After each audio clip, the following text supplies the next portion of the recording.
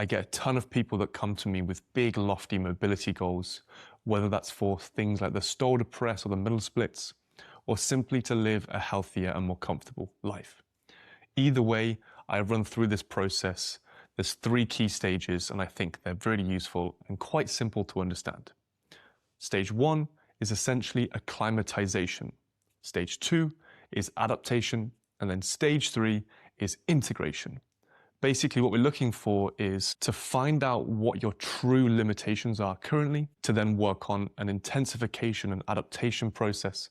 And then third and final stage is to assimilate or integrate that change and that adaptation into your day-to-day life so that you can maintain the mobility changes moving forward. So key stage number 1 is acclimatization. Essentially, what we're doing here is using a high frequency, low intensity process. What that basically means is the frequency is the amount of times per week you're training, and the intensity is how difficult or intense the effort is relating to your 1 repetition maximum, or your limit basically. If we give a 1 to 10 scale, we're looking at working below a 5 out of 10 to keep this at a low intensity. What we're looking at here is trying to work around 4 to 6 times per week at a really low intensity, a nice easy pace, just to get yourself acclimatized to certain ranges, certain coordinations that maybe your body has lost over the previous years or maybe your whole life. Before you start the adaptation process, which is stage number 2, it's really important that your body gives a bit of time to actually learn what you want from it. If you just dive right in, you probably haven't found your true maximum in the given range. It takes time and learning to coordinate a specific range of motion, and your body likes to protect itself. The survival instincts are real, and it's really important that you give yourself a bit of a process to actually move forward towards these goals. Once you do this, you can spend somewhere between 6 and 12 weeks going through this acclimatization process. That's 1 to 2 phases, really getting to grips with all the different variations of a stretch, starting to get comfortable in a stretch, allow the sensations to reduce from a painful sensation to something more tolerable. And that's going to stand you in really good stead to actually then increase the intensity when we move into phase number 2. Phase number 2 is intensification. What we're looking at here is trying to cause an adaptation.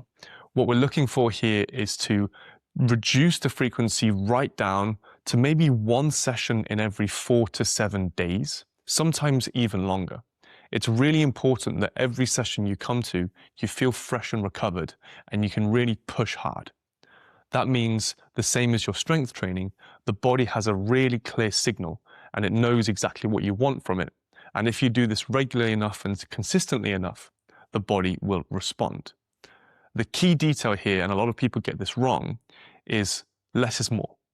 A lot of people with the mobility training, they come in from a yoga background, they overtrain, and the body actually regresses and the stretches become more and more painful. Maybe even you pull a muscle, you get a micro tear, and things take a big backward step. It's really important, therefore, to try and understand these separate stages in order to make this long-term progress. So you've acclimatized, you spent 6 to 12 weeks doing that. You then move into this intensification phase. And what happens here is you look to push the intensity right up. Essentially, what you're doing is trying to stress the body enough to make a change. Over time, you can steadily increase the amount of intensity and the body will adapt with good recovery. This is the process. It's really important that you don't rush this. The best way to make long-term mobility gains and actually keep them is to push this intensity. You won't make such good progress if you just do passive, calm stretching all the time. Another consideration here is to work with a process I like to call strengthen and lengthen. Essentially, if we take an example such as the middle split, what we have is 2 sides of the hip joint. We have the inside of the hip joint, which is stretching, it's lengthening, and we have then the outside of the hip joint, which can be utilized to pull deeper into that stretch. Now, it's really important that we use both sides of the joint and work to improve the strength in both sides of the joint so the body feels secure and balanced.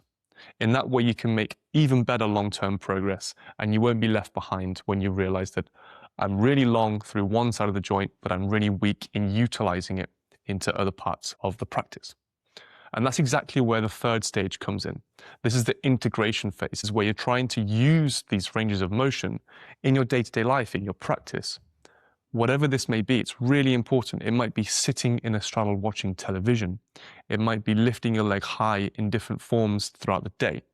Whatever it may be, coming down to play with children. These types of implementations or habitual actions can really help to maintain and keep these ranges that you've worked so hard to develop over a long period of time. This third stage of integration can also be utilized not only when you successfully achieve the goal, but maybe also when you hit a plateau.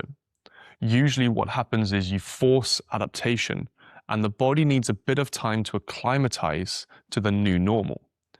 In this way, you can push, calm down and integrate, and then push again, calm down and integrate, and so on and so forth, the same way as you would do with your strength training.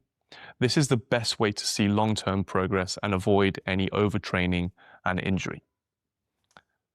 That's the 3 stages. We have stage number 1 is basically a high frequency, low intensity process, looking to try and figure out what your normal is right now, what your limitations are right now, and how you can move forward.